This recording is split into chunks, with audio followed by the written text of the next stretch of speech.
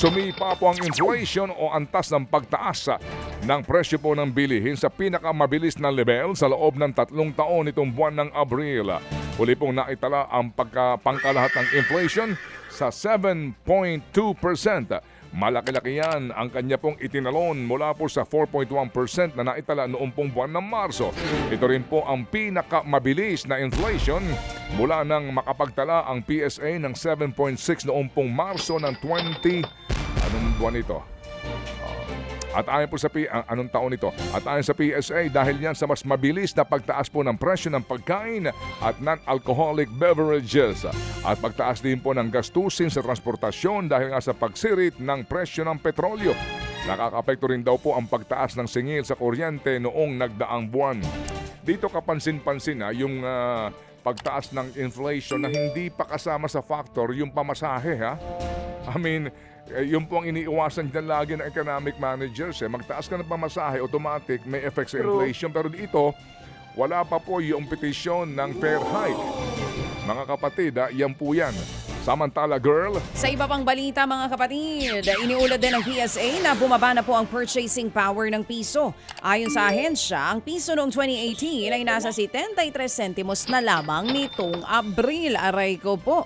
Ibig sabihin ang halaga ng 1,000 piso noong 2018 nasa 730 pisong halaga ng mga produkto o serbisyo na lamang mabibili ngayon.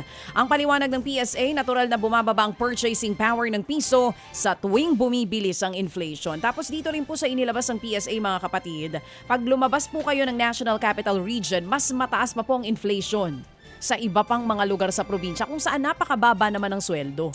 Hindi naman bumababa ang halaga ng piso. Ano daw? Tumataas lang ang inflation. Aray ko po. Inaatasan po naman ni Pangulong Marcos Jr. ang DA na panatilihin pong stable ang presyo ng bigas para daw makontrol ang inflation. At ayon sa palasyo, may direktiba na ang DA na gawin ang lahat ng posibleng hakbang para ibaba ang presyo ng bigas. Ipinag-utos din daw po ng Pangulo na aksyonan ang mga nagsasagawa ng profiteering. Nagbabala rin po ang palasyo na maaaring kasuhan ang sinuman pong mahuhuling nagsasabwatan para mapataas ang presyo ng bigas sa merkado.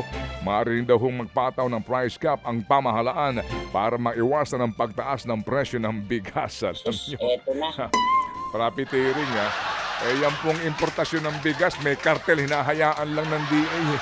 Talaga. Anyway. Samantala, naghain ang isang senador ng panukalang tanggalin po ang value-added tax o VAT sa electricity bill ng mga pamilyang hindi lalagpas ang 150 kilowatt-hour ang konsumo sa isang buwan.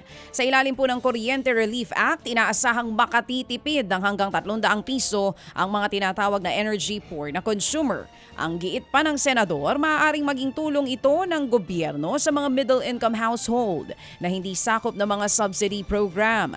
Kailangan din daw tiyakin ng ERC na hindi pinapasa ng distributor sa ibang consumer ang hindi nakokolektang VAT. Nauna na ring naghain ang senador ng panukala para tanggalin po ang VAT sa system loss charges o yung binabayaran ng mga consumer para sa system loss gaya ng mga nakaw na supply ng kuryente.